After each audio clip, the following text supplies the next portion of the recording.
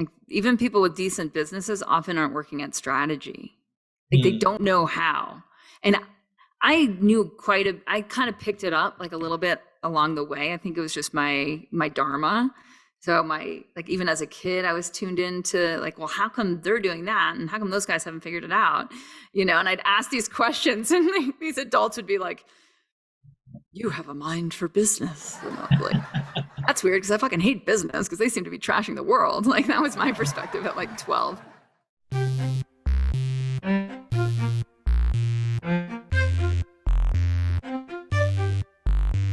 Hey, it's Cate Stillman with Thrive with Cate. That still feels really weird to say instead of with yogahealer.com, which brings us to the topic that Patrick Heffernan, who's a coach in Club Thrive, a mentor and a success coach for us, what we're here to talk about today, which is identity evolution and healing crises and what happens on the evolutionary journey.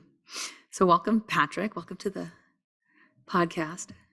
Yeah, thanks. Happy to be here. And probably should say thank you to you because I don't think I ever even heard the term identity evolution before I started working with you. What about healing crisis? Had you heard healing crisis? Definitely not healing crisis. Definitely not healing crisis. It's funny. It's like how much terminology is like insider and then when it goes mainstream, because like detox wasn't mainstream when I started the yoga detox in 2002. I've seen a few evolutions in language. Yeah. So healing crises and identity evolution. I mean, the topic that we chose for this is a bit because the Club Thrive members are going into a detox, and detoxes promote or accelerate both identity evolution and healing crises. And if we don't know to expect that, then sometimes we actually can't foster, we can't partner with the process. Yeah, I'd say that. We can't partner with the process. And when we can partner with the process, then things go much more smoothly. We're more receptive and open to embracing it, Go ahead. Well, it's a shame too, because it's like right when people can't trust the process, they freak. And then it's like, well, I just better not do this in the first place because it's too uncomfortable. But they're really so close to like the friction that is necessary to kind of break way into that next level evolution. So it's like there's definitely something on the other side of it if you can just push through, trust it. Yeah, I was talking with a friend who's also a wellness pro the other day, and I was talking about how to like burn down all the houses this past year, and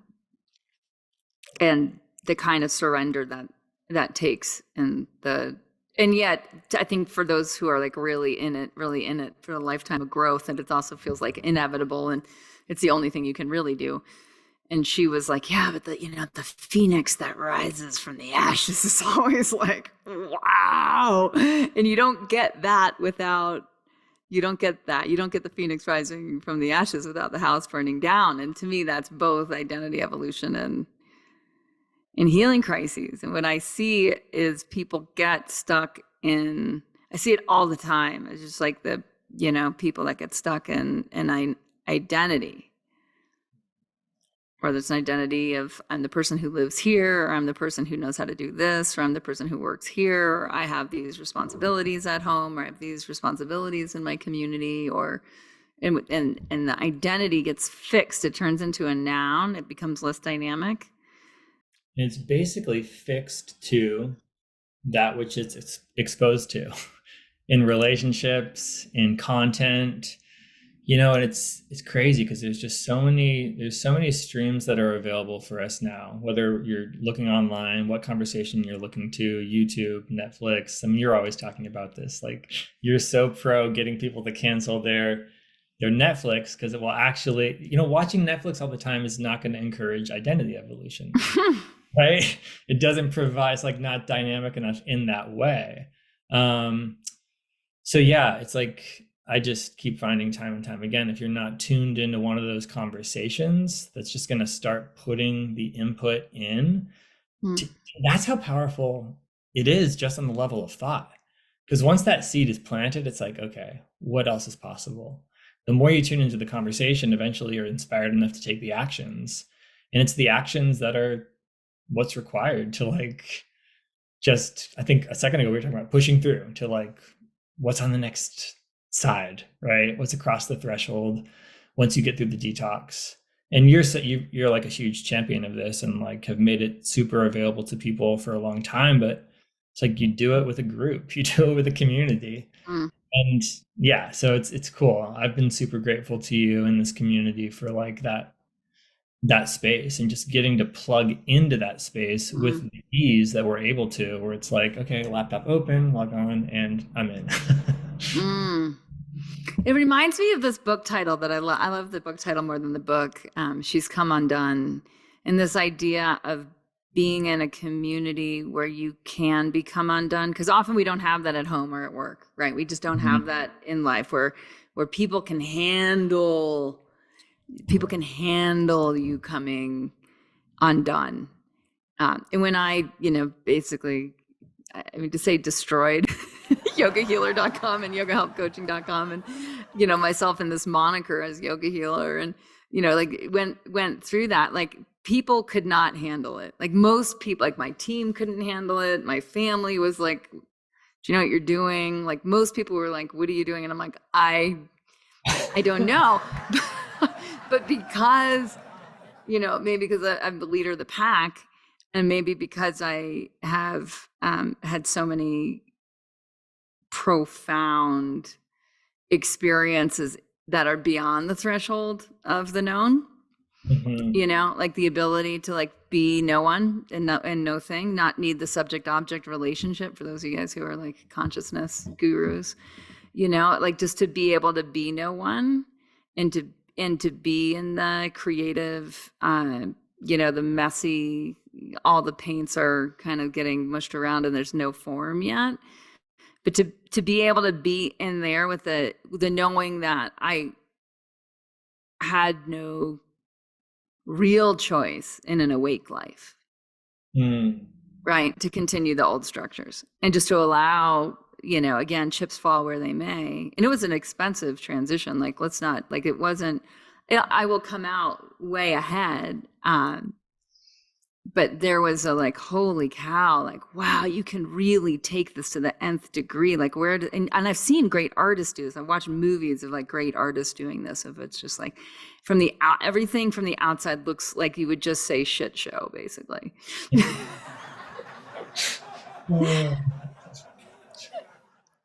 The visual that was like coming through for me as you were describing that was like this like Lego masterpiece, and then some kid just coming over and like putting their foot on it. And because it's like, yeah, from there, it's not like the pieces are destroyed. It's just like you rebuild it into some new design. And that's actually a piece of identity evolution I'd hope that we talk a little bit about, because you not only turned me on to identity evolution, you turned me on to spiral dynamics. And we're not going to talk about that too much today, but I just became obsessed with it. I just went and started reading like everything Ken Wilber I could get my hands on. And one of the principles I really took away from this whole idea of evolution, it's like a facet or tenet of evolution, you could say, is that we transcend and include. So it's like, it's going to be bigger, better, and more in some way. That's the transcendent piece. But then it's also going to include everything that came before it, in this interesting way. And I'm curious to hear how you think about like that with the transition from Body Thrive into Club Thrive. And yeah, does that make sense? Yeah, all of it does. It's have so many thoughts at the same time. And I really want to highlight that Cindy Lou, who's on the podcast for Shadow Issues, like she was an anchor. So I wasn't totally alone. Because she has like, I don't know, like 2 PhDs in cognitive psychology, and she's a good friend of Ken Wilber's and understands probably more than, the top 1% of the 1% of the population that understands personal development at the level of, the various spectrums of consciousness. And she was there. She was totally there for me the entire time. And so that probably was the anchor. She was the anchor for me in that. So I just want to acknowledge that. And those of you who haven't heard that episode should listen to that episode with Cindy Lou.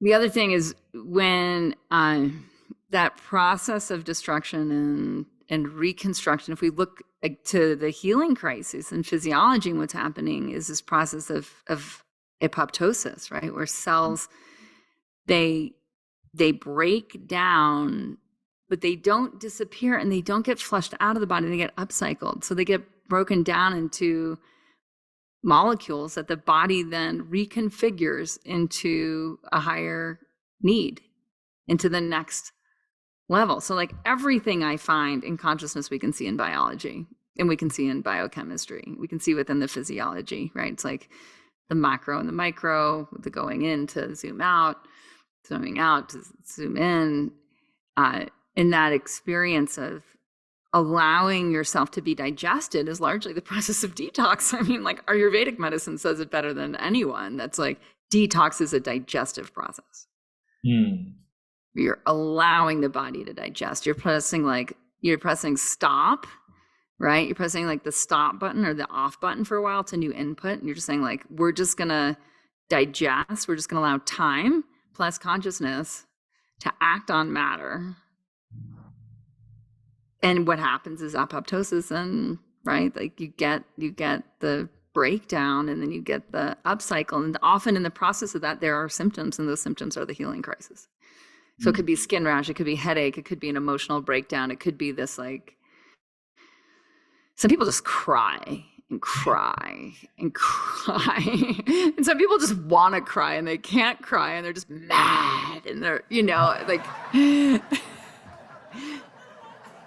Because it goes too to like dopamine detox. You could do a detox without changing a thing that you're eating. If you just, look at your phone maybe only twice a day or something like that, right?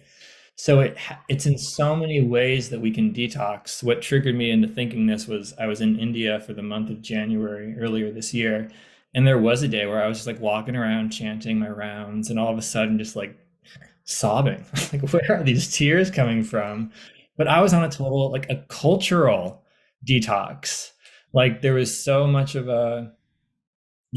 which was digestion. A lot was being digested, and it's a really heavy time. And where I was in India in January is awesome. It was like a spiritual community. So I felt just like super held.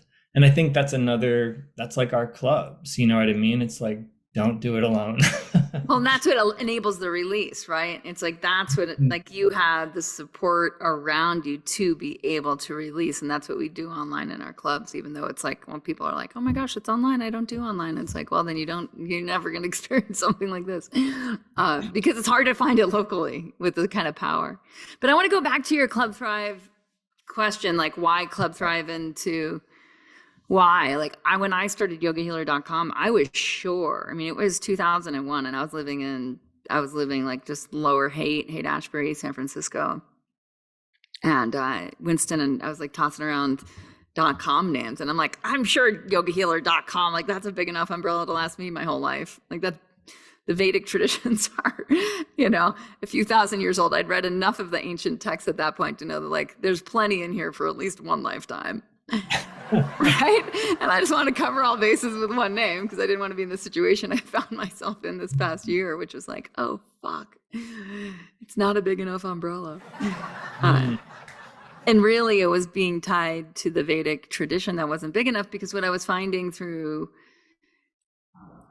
really finding through the microbiome research, and it was mostly through that, and in the Vedic, like the Vedic culture is way more, I'd say, illiterate, or way more literate and tuned into that than other cultures. But I was able to find stuff cross culturally. So I'm like, this is transcending Vedic culture, and that's the primal habits. So it was that, and then strategic life design, and those are the two core tenets in Club Thrive. Is like primal habits. So these are the habits that we had. These are the primitive habits. These are the habits that we had as primates before agriculture in particular. Not that you can't use agriculture, but just that there's certain habits humans had when we had 100% microbiome, right? Not 70% of the microbiome most of us are living with, or less. Well, this would be way before chronic disease, right? Like this is way before we were controlled by culture, where habits were controlled by culture. So these are the habits we had when we acted more instinctually. Mm. And for me, it was like disrespectful to the yogic tradition, which is a cultured, it's a highly cultured tradition, and it's super cool because of that. And like you said with spiral dynamics, it's all yes and. It's like yes Ayurveda, yes yoga, and what happened before then. And I just wanted to plant my flag in the dirt and say, you know what, like this is what I can get 100% behind for every person on the planet. Like this is free medicine for everybody. Like this is worth putting my name on a book and attaching my name to a term. Mm. Right. I guess the funny thing with primal is like it you might be adding something new in, but really it's just a going back to something that got taken out, probably not even by you, but just because of culture. Like you weren't acculturated to do some of these things. And yeah, it makes sense. It's like not everyone is, graced to get to walk into a yoga studio and just like love it and start jumping into these different positions. And honestly, there's even with typical yoga asana, which I don't know if there's I don't really know what typical yoga asana is anymore, but it's true. I think they found, like, because I've been working out in the gym a little bit more, it's like there are certain moves that like our yoga poses aren't going to hit for us. Mm. Right? We're not hanging, like we were talking about hanging the other day. Yeah. Around, like Yeah. that's primal. Yeah. Yeah, it's primal. It's like the hanging, crawling, swinging. Like these, to me, it's like, oh, wait, part of the problem is that when yoga culture came in, and the asanas are roughly 500 years old, our problems are really different than right now. Like if you look at asana came in 500, asana by asana, you guys, I just mean the yogic postures, like the ones, if you go to a yoga studio and they're doing yoga, that's what we're talking about here. Because before 500 years ago, yoga was primarily meditation and debate. It was largely like a lot of debate and philosophy and a lot of meditation going within. So the asana, or these physical postures, come in about 500 years ago. And it's like, if you look at what has happened since then, it's like we've become, largely a culture that, I mean, in India included, I'd say India's way, like I'd say, Delhi is way worse than New York City right now in terms of like the health of the average inhabitant. Like New Yorkers walk a lot. New Yorkers are, relatively thin in that optimal body weight. Like New Yorkers have access to, like, I'd say more green juice and just more nutrition in general. Like they're eating a lot of sugar and a lot of processed food in Delhi. And they're not walking a lot and they're overweight. I hung out with a lot of like the Delhi middle class when I was in Rishikesh this summer, like not intentionally, just like, it was just sort of that they're now hanging out in Rishikesh. So that's, and I was like, wow, like you guys need some primal, like you need some fasting, you need some crawling, like you're right where we are. We're too conventional. And so the idea of the postures coming in, 500 years ago, everyone in India was squatting they were squatting every day. They were walking because there was not public transportation, right? Like public transportation was like, you walk yourself to town. So it's like we had totally different issues. And now we have the issues, all of us have the issues of like little too much time in a chair. Yeah. That's kind of the thing we talked about a second ago, is like we will just evolve to the point that our culture is at. So what's the culture that you're plugged into? And then that kind of becomes, in some ways, these habits, the relationships, they become the structure that you sort of ride in to get to that next stage. Because I think it's worth pointing out here is like that transcendent piece too. As you evolve, right, the more detoxes you do, the deeper it gets. I say that every time I do a fast mimicking diet. It's like, okay, fifth one, they get deeper every time. In some sense, yeah, the resistance gets shorter too, doesn't it? Like just I only hate this for half a day. I look forward to it. I get all excited. It's like, okay, it's FMD time. Here we go. See who's underneath who's underneath. Yeah. So I was talking with one of our members in Club Thrive, and she was saying how like when she was wanting to start and she looked at our calendar and she's like, wow, you guys meet up a lot. Like I don't have that kind of time. And then she was saying that like now that she's been in for a few months and she's lost a bunch of weight and she's way more in her strategic life plan, like she actually is like, holy cow, I have my hands on the steering wheel of my life. Like this is crazy how fast this actually works, how much it's affecting her kids and how much it's affecting her work projects and like all the things, right? She's like, I actually now look at that calendar and I'm like, how much can I actually show up? Because every hour I put in there gives me way more time back. Wow. I know. And I was thinking about that. And I was thinking about how our relationship, and again, this is like identity evolution. It's like, am I the kind of person who, like, fill in the blank? It's like, am I the kind of person who does strategic life design? Do I even know what those words mean when they're hooked up together? Right. You know, and like how much, I don't know. And I look at, so I was on this conference call yesterday with a bunch of people that were talking about Ayurveda business. Like it was like business for people in holistic health and trauma-informed therapists and that. And we were getting ready for a panel at a conference. And like a lot of the conversation, like I realized that people don't, like even people with decent businesses often aren't working at strategy. Like they don't know how. And I knew I kind of picked it up like a little bit along the way. I think it was just my dharma. So like even as a kid, I was tuned into like, well, how come they're doing that? And how come those guys haven't figured it out?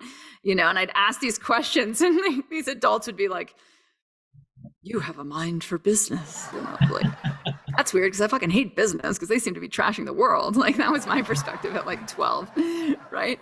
And, you know, growing up outside of Cambridge, Massachusetts, and I'd commute with my dad, and sometimes and we'd listen to NPR, and I'd be like, "This is like multinational corporations seem to be wrecking the place," you know. At that point, still today, and anyways, on the conference call yesterday, I was like, I kept asking these questions around the strategy, and like people don't do strategy. And then I, you know, intentionally in terms of like identity evolution, like I was like, okay, I'm going to be the kind of person who understands how ideas can scale, who understands how businesses can scale, who understands how impact can scale.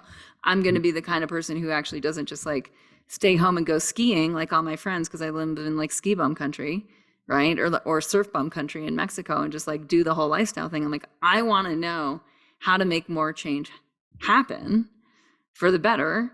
Right. And that brings you, you know, smack up against a skill set called strategy. What I hope in Club Thrive is like every member, and we've seen it over time now with from the Club Hero members and the Master of You members from the past, which is like how it evolved into Club Thrive, is like once people get it, they don't lose it. They don't forget it. They don't stop.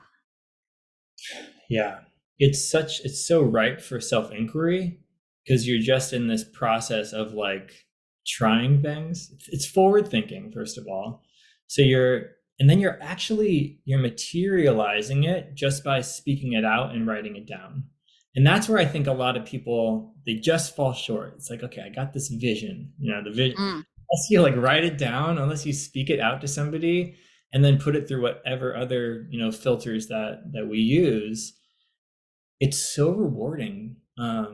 To like see it play out the way that you envisioned it.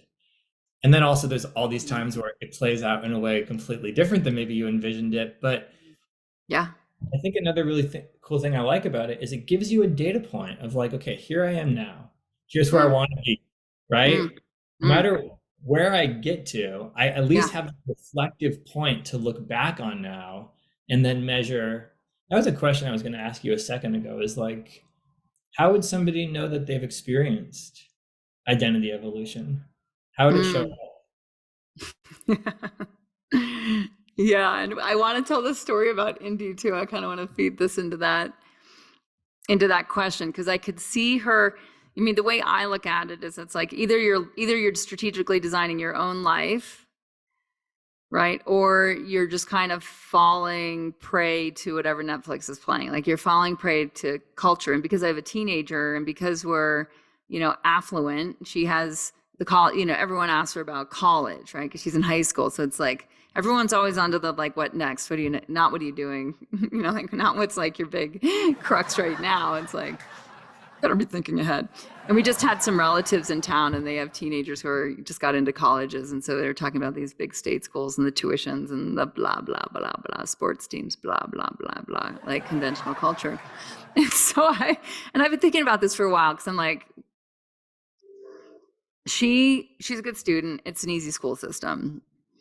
And I watched a Gary Vee video about 6 months ago, and I was asking Indy about like using AI, and she's like, we're not allowed. And I was like, that's so fucking dumb, because you need to learn how to use it. Like, because like if you don't know how to use it, you're like so far behind, because it's inevitable. And I'm not saying it's the only thing we should learn. I'm not saying that. It is a thing that is happening, and kids learn really fast, and kids are really good on picking up on culture. So when we make something taboo that is that could accelerate learning, because I know a lot of us who are using it are like, oh my gosh, it's making me a better communicator, it's making me more resourceful, it's making me a better writer, it's making me smarter, it's making me more polite, it's making me more polite. I'll own that one. Go AI. So she can get, this is crazy. We live in a state that has like 12 people. So the state of Wyoming, the least populated state in the United States, and they have a good college, and they want to keep in-state kids around. They want to have a workforce, right? Eventually, or to continue into the future. So if you get a 3.6 GPA, you get everything paid. You get your butt wiped. You get your books. You get your food, you get your tuition, you get your room and board. They'll pay for you to drive from your house to the school, which is like 8 hours to go like set up camp for 4 years there. So I'm like, if you want, air quotes, everyone, college, like, I'm not buying it. And they'll pay your dime. So great. What I will give you, I'll give you a house, because we have a ton of real estate. I'm like, I'll give you a tiny house in Montana. You can rent it. You can live in it, so you can start to manage your own piece of real estate. You can only sell it if you reinvest in real estate, which is somewhere you can live, so that you always have a place to hang your hat, a place to unwind, a place to come undone. So you can always come completely undone, right? Because to me, that's like the highest priority. That's what I was always missing, right? It was like, so easy to actually do that for a kid. It's way less than, and if you want to, I don't know if you know this whole thing about, if I've griped to you about this, or it's not a gripe, actually. It's a intrigue. So Google, say you want to work for Google. Say you're like, Google's a good employer, and whatever. They're a big employer, right? And they set the standard for a lot of other companies that hire engineers. You can go literally on Coursera, and there's a link from Google to Coursera. Coursera is a $37 a month subscription. And you can take all the courses that you would need to take in order to get a job at Google. So I'm like, if it's about college, you've got college. If it's about a job, you can get a, air quote again, a job. So we have this conversation, and I'm like, and I'll kick in $50K. Go on your own, like do education however you want. Right? Like buy your plane tickets, go live abroad. Cause like it came up when we were in India, and I was like, what do you guys really want to learn? And they were like, they really wanted to learn cooking. They really wanted to be good cooks. I'm like, well, the way I would do that, around the world ticket, I'd buy an around the world ticket, and then I just would work in kitchens around the world. And just hang out and just become part of the culture and learn how to cook. Like, it's not an expensive thing. Like, you don't have to go to the Sorbonne. Like, you don't have to like go to, So, okay, to wrap this little long story up with identity evolution and how this really plays out, is all of a sudden she had to think. And she was excited about it. She was like, now I really don't know what I'm going to do. And I'm like, perfect. You're 15 and a half. You've got security. Perfect. That's really just it. It's like, are we willing to think a bit into the future? And then you need some parameters for that. Like, which it sounds like you gave her some invites. She's gotten some invites from like culture in general, right? Of like, here are the parameters with which you can imagine your future. I'm totally channeling like a Jordan Peterson thing right now, because he's so hammered that in of, again, the forward thinking, but with what parameters, and then the aim. The thing you're speaking about with the coming undone and the little place out there totally got me thinking about my mom, who essentially had to create that for herself Mm. after her 4 kids grew up and moved out of the house. And she was in, Orange County, California. And she's like, I'm out. She's like, I got to go find a small place on a cliffside in New Mexico or something. And that's exactly what she did. And it's interesting because then, like, yeah, from like the destruction starts to come a bit, right?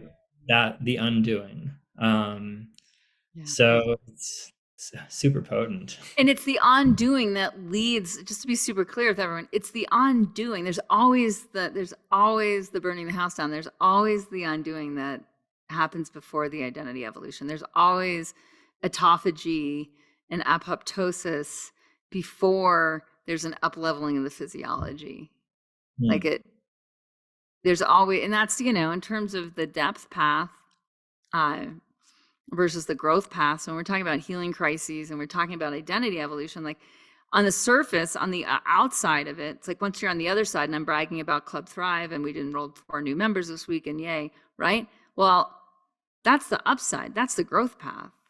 But what happened before was the depth path, was the like not knowing, is this going to work? Am I totally crazy? Like blah, blah, like all the doubt that comes in, that's like above the, from the nothing coming into the form, just that like that chatter of the mind, right? Just the completely, the vrittis, as they would call them in yoga, just that like, just the garbage in culture, the garbage in our relationships, the garbage in the head that like does not have a deeper connection to what's actually happening. Yeah, it's a gift. It's a gift to like just be in a community where people are having this kind of conversation. It's kind of like your dharma, right? Yeah, my dharma, I find my dharma is to help other people find their dharma, like to really deeply live their dharma, and to use strategy, like to use strategy. So we talked before about like, see the vision, write it down, and then it's like, and then we work it through processes, right? So that it's like, if we're missing targets, well, there's a lot in just the strategies that we use in the strategy section of Club Thrive. It's like, well, let's figure out what's your weakness, like what are the threats, what are the opportunities that you're missing, what are this, what that, and I think that's where it gets to be the identity evolution, is in there, in your gaps, or the growth, right? It's like in the skill set gaps are so much growth. And I should say, mentioned in the story with Indy too, it's like, I did run it by Winston, I was like, are you 100%? I'm like, this is my thinking on this. And I went to like a totally woke, very expensive private school. Like, I understand that. I understand what's out there. And I'm like, I'm not paying a dime. Like, none of my money is going to that. Like, I don't, because I think for a lot of people, it's like college equals security. Right. And I'm like, to me, it doesn't. Like, I don't know what college does anymore. And I'm not that comfortable with people hanging out in the same age group in those formative years. I'm like, that goes to least common denominator from what I've seen. And people can really care about the wrong things and think they're right, Yeah. without having any feedback, or without having really, experienced. Yeah. And it's not for everyone. I'm not saying that. It's just for me and us and her. Like, it's just that. And it could change 10 times between now and then. Although it has been. That's what I was just thinking too, is like, ultimately it's her decision at the end of the day. Yeah. And that's what I experience when I talk to people coming into our clubs too. It's like, ultimately this is all your decision, but we're going to ask you the questions that probably you've never been asked before, or that are going to get you to think in a different way about what's next, right? What's on the other side of the horizon? What's on the other side of the detox for you? Yeah. Yeah. And how, how we invest our time, money, energy, like how we're making those micro decisions, and how that, like, again, like a lot of people I've worked with over the last 20 years at Yoga Healer, in Body Thrive, and Living Ayurveda course, and Master View, like all the stuff that's like folded up now into Club Thrive.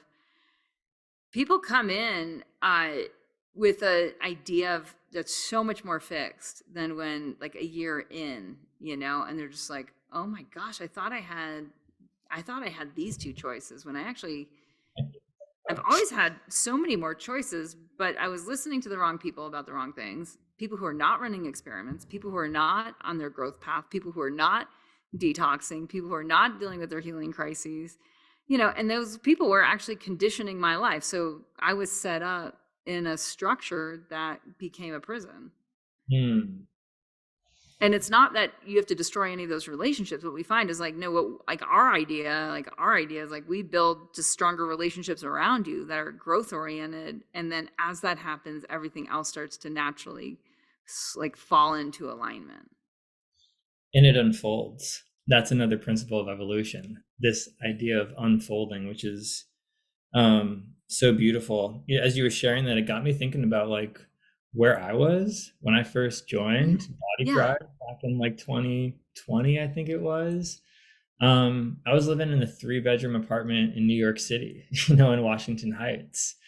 And I remember when you like took the art off the walls.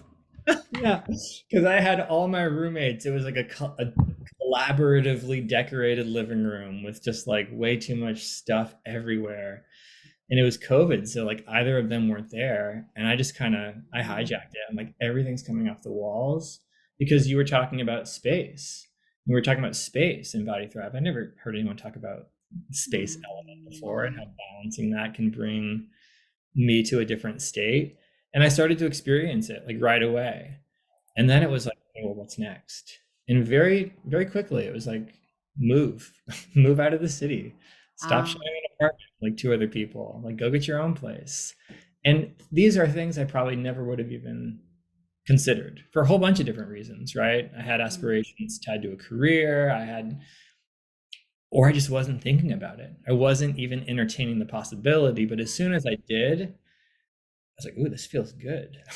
I could actually see myself really thriving in a space like that. And then, yeah, it's like one thing happened after the next. And now I live 2 hours north of the city in a place by myself where I look outside, I see trees everywhere, and I see sky instead of buildings, and hearing car horns. And so it was a super, super liberating journey. I mean, it's not over yet. It's like something you just said got me thinking of like, yeah, you realize like, oh, I'm just at the beginning of this. This journey, this, however you want to think about it. I'm thinking more and more about it as, soul path. And it's a long one. Yeah, it's like the hit I get when you're saying that is like the being around people who are not going to shut down your ideas, but are going to like, yes, and. Because I remember when you wanted to leave the city, I was like, yeah, and, like, what's next? Like, there's that, right? Like, rather than I don't know, like some of us have been raised by skeptics, or a lot of people fear that. I actually have an image of this I wrote in the Body Thrive book of like, when you change, the relationship changes by definition. It's like when you grow, you just changed where you are on the you are here map, which means like the lines connecting the other person to you have also changed. And that stretch that you just put on certain people will be very, very uncomfortable. So what they'll try to do is pull you back to who you were, back to the shape that you used to occupy before in their life. Right. And like for my example with Indy, it's like what I'm trying to do is like, nope, cutting that string. Like, nope, like you get to figure this out. You get to start thinking right now. Like there's no program. I'm not enforcing any program. Like I'm just gonna, like, culture's gonna keep giving you the program. I'm gonna keep questioning culture. Right. And you're gonna make your own choices. And what I've noticed from this way of patterning, because it's like I coach like I pattern, right? Or I coach like I parent, is the amount of, it's cool. It kind of goes against victim mentality. Yeah. Right. So when she can't really blame anything on me, like she makes largely her own choices and has for years. Yeah. For years, right? I've always run this parenting this way. It's like, I'll protect her. I'll make sure she's in a secure environment. I'll make sure she has access to a lot of opportunities, and I'll help her question her own the decisions other people are encouraging her to make. I'll help her question her own decisions, her own patterns and thinking, not so that she goes crazy, because you can do that to someone who's totally crazy, but just so that she is asking bigger questions of herself, and she's dealing with the consequences of those. So like, for instance, we were booking plane tickets.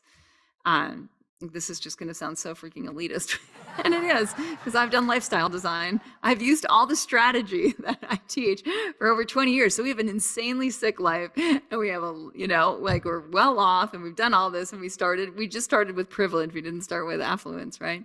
And we worked our butts off, and we learned along the way.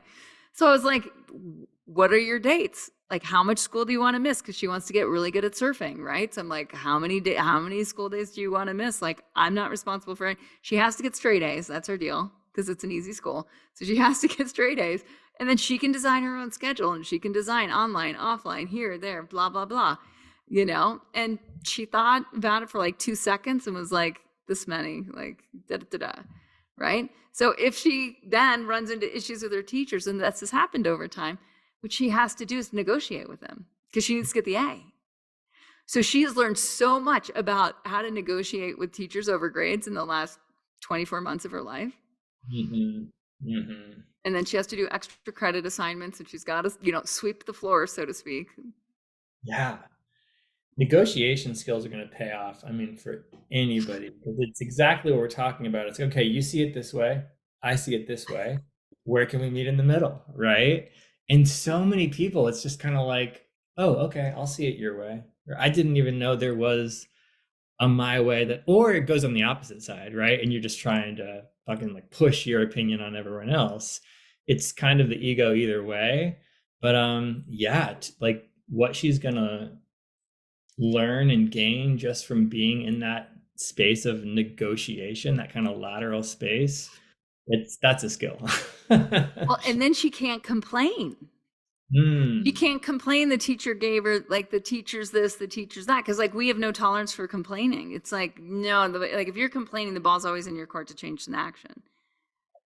That's another thing I like about our clubs is like you kind of get called out on your bullshit. Yeah.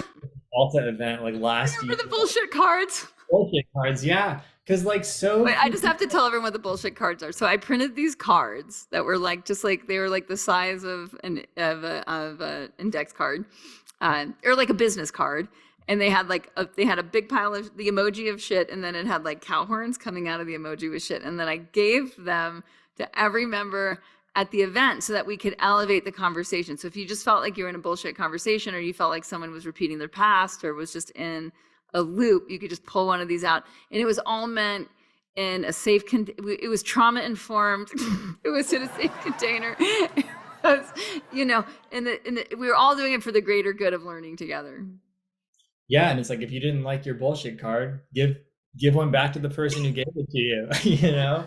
So we really had a sense of humor about it, which was great. And I find that is important, because it's like otherwise you'll just oscillate right where you're at. There's so much value in just being able to hear that, like, hey, what about this way instead? Hey, what about this? Entertaining the possibility. Have you seen Oppenheimer yet? No, I can't wait. Yeah, I'm so into Oppenheimer right now, because after seeing the movie, it just totally launched me into thinking about theory, and what it is to be a theorist and to live in that world of potentiality and possibility and the unknown, and, well, what if, and if this, then that. And it's cool because like my takeaway was like, you guys, it's not just scientists who get to implement that kind of stuff. Right. Like, do it with your own life, like do it for your own health, do it for your own relationships. And that's so much of what we're about in Club Thrive. Yeah, totally. I mean, and just that I've been thinking a lot about this around the experimental community, because a lot of the primal habits are so far out of culture, and it's like there's some science to back it up. There's a lot of historical there's a lot of historical stories, I guess is what you would call them, because it's like, well, when was science invented? Is with the double-blind study and yada yada. And a lot of the primal habits people won't study because you can't make any money off of it, and pharmaceutical companies fund science, so there's that. So we're in a little bit of a catch-22 there for any catch-22 fans. So this whole idea of like, you get to run your own experiments. Like, we help you do that, and we help encourage the, here you are, you're the driver, like, no more victim, like, bullshit cards everywhere, like, no more of that, like, here are the tools, as far as we've been able to figure out over 20 years, just, living this stuff. It's like, we've distilled the tools that work the best, whether they're from business or whether they're from ancient wisdom or whether they're from modern science. Like, these are the tools that work the best for you to live your life in your best body. Like, go for it, report back. And what's crazy, like, those recent threads on, like, people regrowing their gum tissue. I love those. So, like, everyone's getting their gum tissue measured in Club Thrive by their dentist and seeing how much their gum tissue is recovering, and they're reversing periodontal disease and stuff that, like, most people say it's just like a downward slope, and it's not.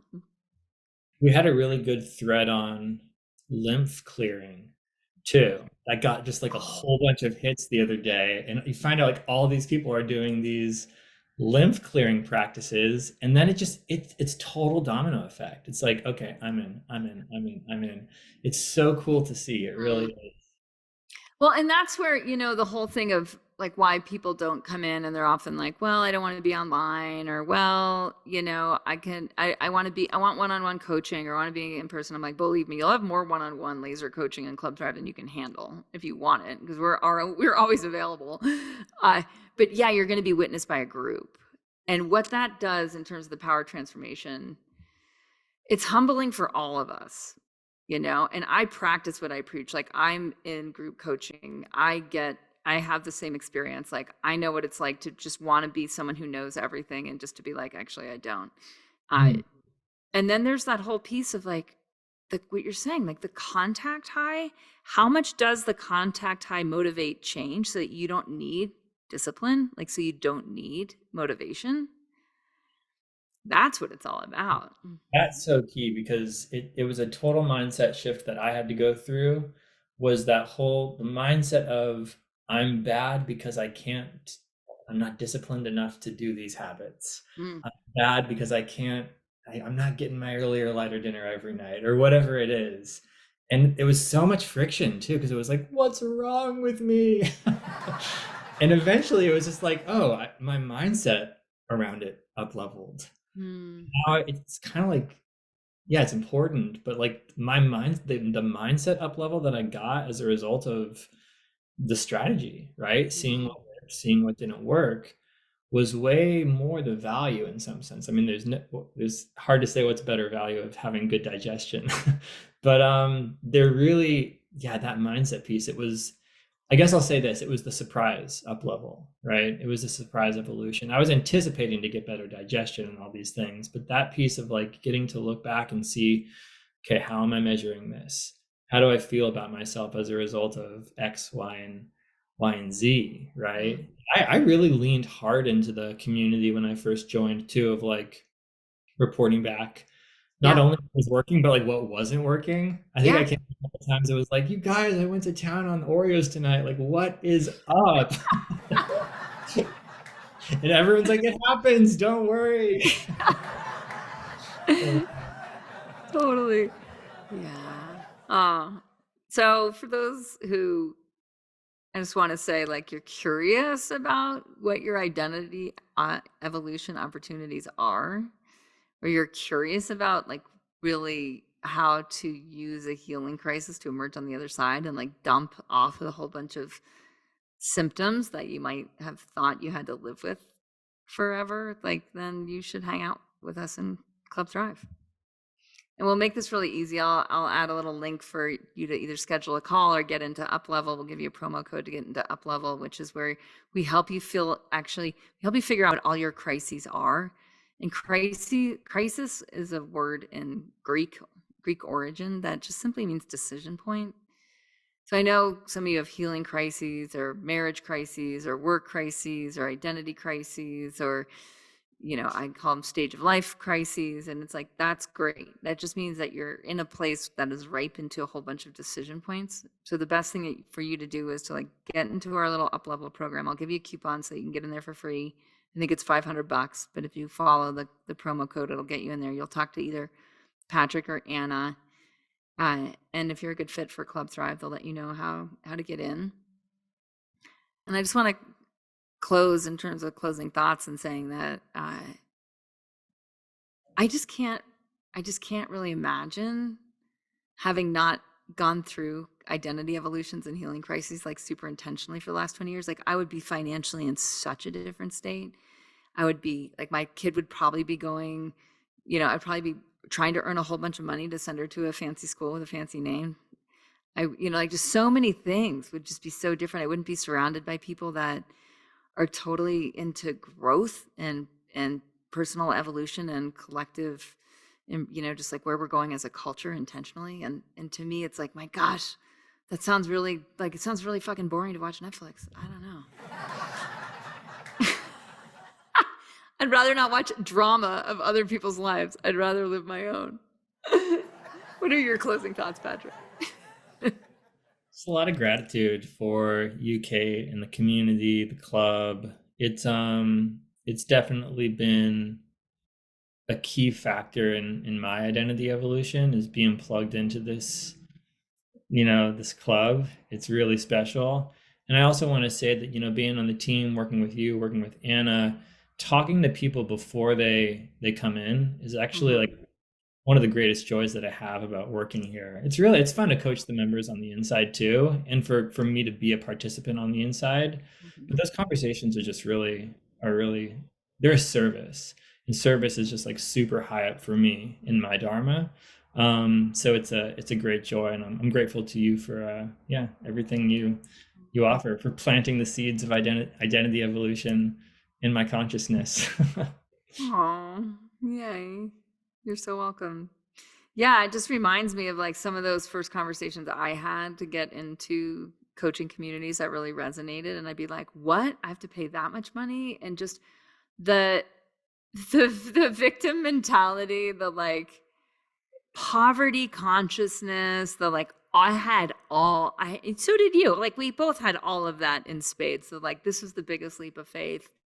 So if that's you, just know that's totally normal until it's not normal. And even to some degree now, it's a way I notice that something's actually right, because I'm like, I want to do it.